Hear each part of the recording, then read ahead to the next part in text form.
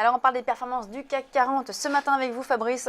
Le bilan du mois c'est qu'il s'en est fallu de très peu pour finalement terminer dans le vert. dans le vert, voilà. Mais le CAC 40 quand même signe son 4e mois de hausse de l'année, donc ça c'est quand même tout à fait honorable. Oui, effectivement Lucie, ça s'est vraiment joué à un fil. Grâce à un sursaut après 2 séances de fortes baisses d'affilée, la Bourse de Paris parvient à préserver le niveau des 5000 points et clôturer le mois sur un gain très léger. Les investisseurs, on se demande, ont peut-être mis en avant avant l'heure, le fameux adage Sell in May and go away. Oui, alors c'est vraiment l'adage dont on parle tous les ans, vendez en mai, revenez en automne. Alors, on va revenir sur cet adage justement. Expliquez-nous d'où vient cet adage qui vient d'outre-Atlantique et surtout, est-ce qu'il est fondé?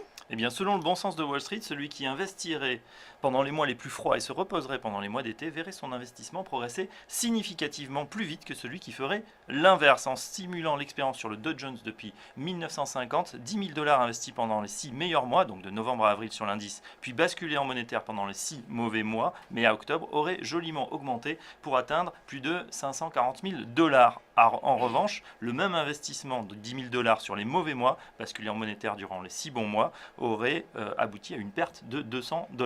Bon, est-ce que ça se vérifie à chaque fois?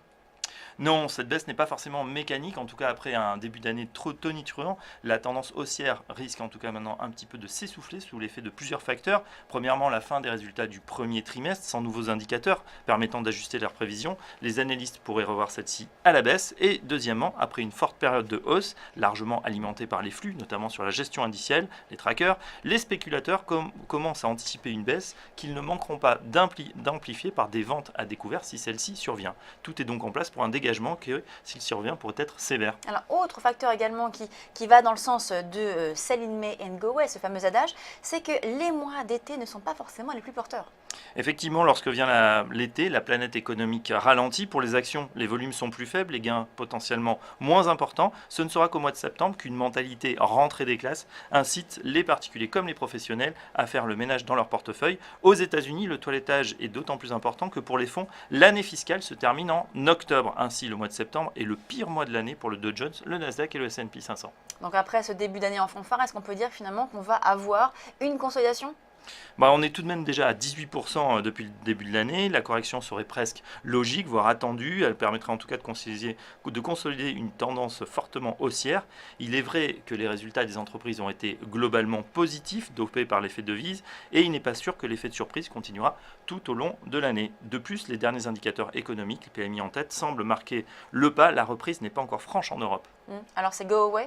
Go away, en tout cas peut-être pas jusqu'en octobre. Il ne faut pas forcément rester totalement en dehors du marché. Parmi les soutiens, l'actualité des fusions-acquisitions reste nourrie. Et puis il reste de bonnes affaires, mais elle se raréfie tant la hausse a été longue et soutenue. Mieux vaut éviter de courir après le papier pour mieux revenir d'ici quelques semaines.